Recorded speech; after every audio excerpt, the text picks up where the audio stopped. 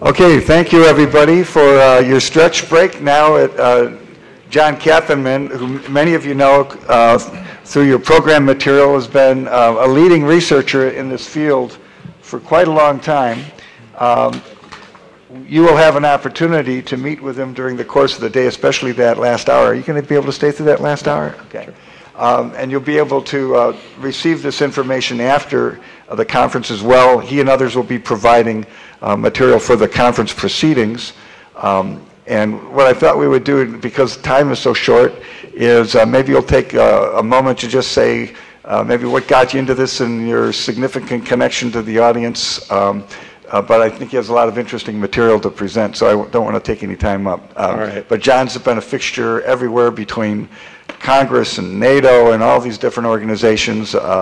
The utilities love him, and FERC really appreciates him. So, okay. Yes, we've had interesting relationships develop in this area with on many fronts. This is, of course, is a wonderful relationship here. I'm delighted to have the opportunity to speak with you today on something I think is a very, very important topic.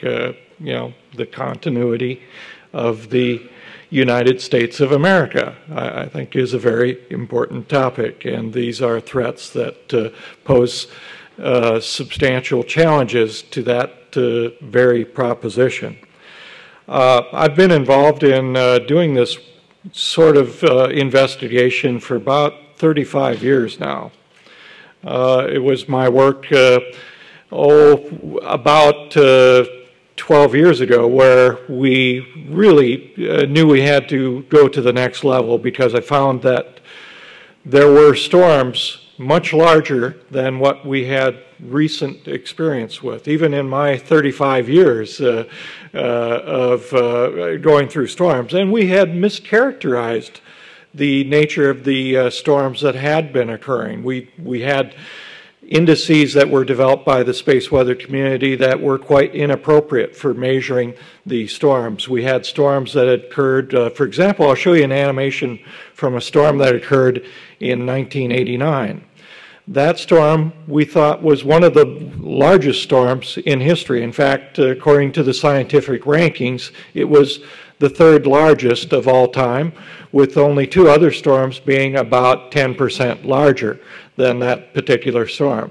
When I analyzed the data, and especially looked at the EMP aspects of these storms, we were finding that there were other storms that were as much as 10 times larger than the March 1989 storm. That is a whole new ballgame, a whole new dimension of what we need to be prepared for. So let me talk about, I think, good news for the rest of the talk here, in that we'll be able to talk about ways to really solve this problem. I'm sorry, my eyesight is such that I'm having a hard time seeing the screen here, but obviously I'll be talking about my perspectives from naturally occurring geomagnetic storms or solar activity inducing storms. If we harden against that, that also hardens against one half of the problem posed by EMP, the E3 portion of EMP. If we do things to harden against the fast pulse of the E1 part of the EMP threat, it also helps us harden against other types of weapons, what we'd call radio frequency weapons or non-nuclear device weapons. And actually non-nuclear device weapons are much more problematic in that they're relatively easy to manufacture, they're relatively easy to conceal, it doesn't take hard to obtain materials to do all of these things, and they can produce even bigger pulses, although smaller geographic footprints than a nuclear device can do. Proximity control. We have to worry about physical terrorism. And if you do some reasonable things in proximity control, that also benefits you in being standoff from radio frequency weapon sort of devices and so forth. I'll talk a little bit about improved situation and hardening that we can do, but let's talk about the footprint of the disturbances that we're facing here. And this should be very sobering for us to get some perspective on that. We certainly know of big footprint events that occur more frequently that we have a lot of human experience with. You know, Hurricane Sandy was a very recent example of that, and so forth. Hurricanes, however, pale in comparison to the potential for havoc that something like this can cause. You know, hurricanes are very destructive. Wouldn't want to minimize any of the problems that were caused to infrastructure and so forth, human problems, societal problems by the recent events. But most of the damage in most hurricanes is confined within a few counties of landfall as well. Here we're talking about something that could be the equivalent of an electromagnetic hurricane that could essentially fall nearly over the entire continent. We have no nearby unaffected neighboring regions which can come to the assistance of people that are impacted in these sort of scenarios. Let me give you some further statistics here. And this is part of the work that I did with the EMP Commission. We actually did you know, a lot of scientific modeling, engineering modeling, statistical analysis, and so forth. When we look at major high voltage and extra high voltage, or EHV substations within the U.S., and those that fall under the footprint of a EMP event, these are the statistics that we should know about. 83% of those substations fall within that footprint. In addition to that, the E1 component will also have impacts down into the lower voltage substations, and there's many, many more of those out there. 40,000 is the rough estimate. We don't even keep a good census on that sort of data on our infrastructure.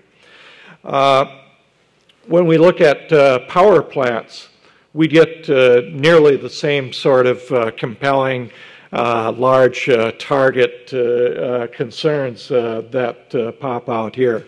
About 75% of all of the power plants in the U.S. would fall under the footprint of this sort of disturbance. Let's talk about a geomagnetic storm.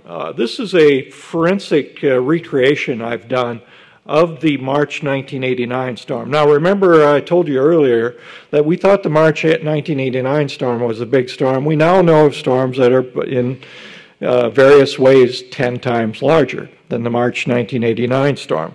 And you can see here, this is about 30 minutes of this March 1989 storm that's showing here how large, how dynamic it is. And actually, if I were to rotate the Earth and show you other parts of the Earth, you would see that this is truly a planetary event as well.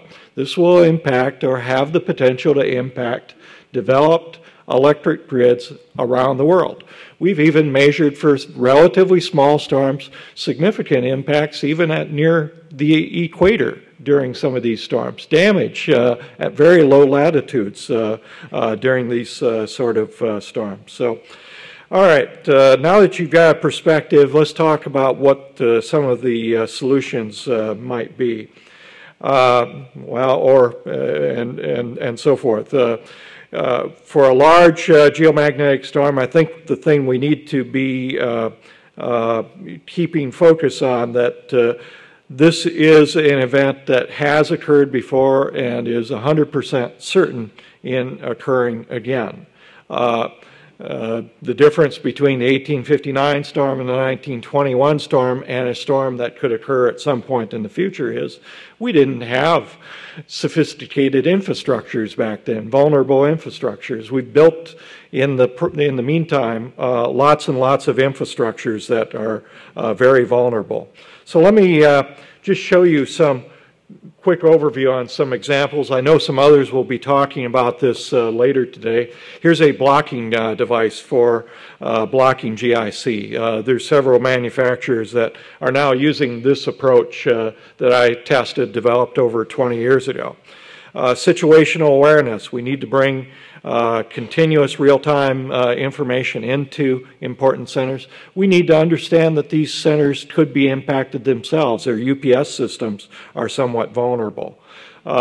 We have technologies available for us on how to do hardening, how to do cable layout, so forth, like that. We have also been developing new technologies which allow us to bring power into those facilities without that power being corrupted by the transient from the outside world, the E1 blast and so forth. Here's a wonderful example. I know the CEO of this company will be talking more about this later today. Let me put this in perspective of a major high voltage substation, what the hardening issues might be. Here's an example of the layout of the yard. You can see at the very end there in the lower, the substation control house. That's where a lot of the electronics, the things that can be damaged by the E1 transient, have to be housed. And I'll show you here that there's lots of cables and cable trendways that extend along. Here's an example of what's inside one of those cable trendways. All of those cables are out there exposed to the E1 transient. They are going to become an antenna that will induce or cause a flow of that transient into the control house. So even if you shield that control house from direct E1 radiation, you still have to worry about conducted signals coming in and entering in through this sort of transition point between the inside and outside wiring. And obviously this is another location where we can apply some of the same technology that we've been talking about. This is the inside of the facility. Hardening the facility allows this equipment to exist. One of the other new technologies that's out there, now being developed, is fiber optic based sensors. As I showed you in the yard, you still need to have PTs, CTs, that sort of stuff out in the yard connected to the circuit breakers and so forth, that bring that data into the control house so the control house can maintain its normal function operation of the relay and protective systems that control the power grid and so forth. This is a new technology that entirely removes that aspect of vulnerability. So there's lots of good news to take from all of this is that and here's another example of a advanced fusion device for, again, interdicting the E1 transient and protecting transformers and so forth in the yard, so the outdoor equipment can be protected as well. But the good news of all of this is that we've been building things, infrastructure, without any regard, without any standards, without any awareness of this possible vulnerability. And we've been doing it in a way that has ignored solutions that truly are out there that would eliminate many of these vulnerabilities and harden us against many of these vulnerabilities. In most cases, these things turn out to be no more expensive than doing things the regular way, or very little added expense. Certainly in a retrofit application, there will be a lot of complaining about the expense, but that's the realities of the retrofitting. Certainly with new installations, there's no reason not to wholly adopt these sort of approaches and do it from day one and migrate us into this solution that will be out there for making this infrastructure less vulnerable to these events. That concludes my comments. I'll be glad to, if there's time for a question. I don't want to keep anybody from lunch at this point. We can take a question now, and of course we'll have time during the day, so, you know, do the pick me routine really fast. Come to the front. Come to the front so I can, and I'll come to you and we'll meet halfway.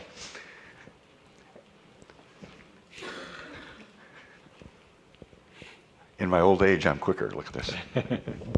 So you have the yard there. I'm John Conley. You have the yard there, and you've got a line with 115,000 volts. The E1 component, or any of the other components, how much voltage can they generate in that line to disrupt that line? How much voltage would they need to generate in that line to shut it down? Well, the relay equipment at the end of the line is probably the most sensitive components there. That PT that's out there, that 115 kV CTPT, it's operating at 115 kV line voltage, and it transforms it normally down to about a 100 volt sort of signal. And it is that 100 volt signal that's brought into the relay inside that control house. When we get a E1 transient, these transient fields can be 50 kV per meter, maybe even up to 250 kV per meter. So they have the potential to be able to impose a transient on that signal wire that can very much exceed the relay equipment normal operating voltage as well as any transient voltage. We think most of the relays are hard up to about 5 kV is all. Some sort of technology needs to be introduced that never allows that signal from being existing on those signal wires, or if it exists there, to be transiently suppressed, like with the bulkhead protectors and so forth. Thank you, John. Let's hear a round of applause for John Kappenman. What I'd like to do, thank you very much, John. What I'd like to do now, right before we go to lunch, is to remind you of a couple of things. You've walked past bathrooms to get here. We'll resume as close to 12:30 as we possibly can. If some of you are delayed, that's okay. We'll start without you, just so I'm giving you that advance warning. But we look forward to our afternoon presentations, which will include discussions on electromagnetic pulse as well. We're going to have some key leaders from the Defense Department, a former CIA director here, to discuss these issues. You'll have some entrepreneurs and inventors discussing some of their new technology, which is either not known at all or just becoming known in the industry. That could be very exciting for you. It's really interesting when we do technology policy. Don't you think it would have some benefit if we knew what the technology was? You know, rather than just looking at the old technology, it'd be nice to know what's coming around the corner. And you're going to have that opportunity this afternoon. So with that, what I'd like to do is dismiss you for lunch. There's obviously lunch is free, and it's right outside those doors. Feel free to grab it. Just don't run each other over, and then we'll be back in, well, right at 12:30. Thanks.